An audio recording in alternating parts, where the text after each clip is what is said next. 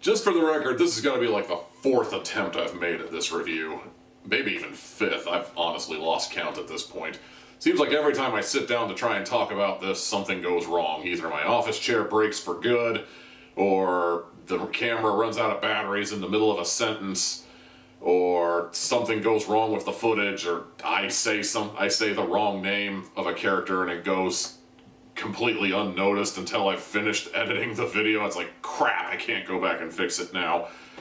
So this is going to be pretty much my last attempt at this, and if you're watching it right now, then the attempt was either a success or at least passable by my whatever standards. Tonight,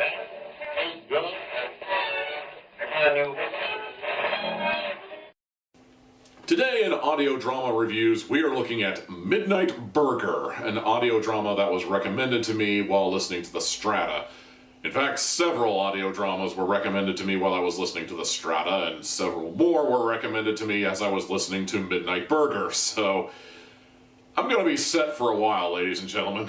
When I heard the premise of Midnight Burger, there was a part of me that was thinking, I don't know, man, this sounds a lot like Emperor Pig's Pizza and Cigs. After listening to a grand total of 1 episode, though, I can guarantee you that the only thing Emperor Pigs and Midnight Burger have in common is that they're both set in a restaurant. They don't even serve the same food, really. Emperor Pig's Pizza and Cigs obviously serves pizza. Midnight Burger serves Monte Cristos and pretty much whatever the clientele asks of them, really. Also a big difference is that Emperor Pig's, the restaurant, is just that, a restaurant. There's really no supernatural elements to it aside from making certain varieties of pizza and the people who work there. The location is inert, you know, the location is just a location. In the case of Midnight Burger, the location, the restaurant, the titular Midnight Burger, that's where the intrigue is, because it's more than just a restaurant. It's like a space station, it's like a portal, it's like all kinds of things. And part of the series is really just unraveling the mystery of this weird restaurant. What is Midnight Burger? What is it for? Why is it here? What is it doing?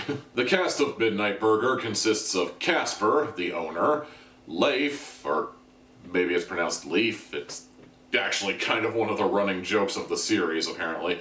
Either way, Leif/Leaf, he's the cook. There's Ava, who is basically Rick Sanchez.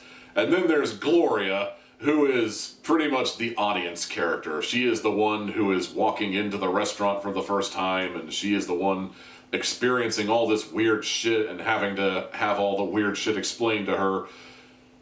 There's nothing inherently wrong with an audience character like that, and honestly, in terms of audience characters, I've seen worse and heard worse in some other shows probably, if I think hard enough. And of course, I'd probably be doing the show a grave disservice if I didn't mention the old-timey radio that's frequently playing background music and offering up prayers. And I gotta say, it's probably the most fascinating thing about the show.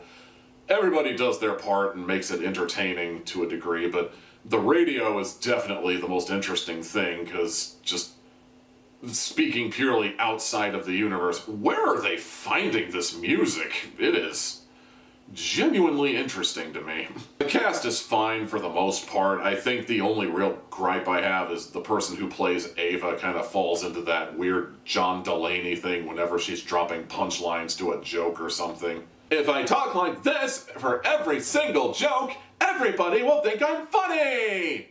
Did I mention that there's a horse in the hospital?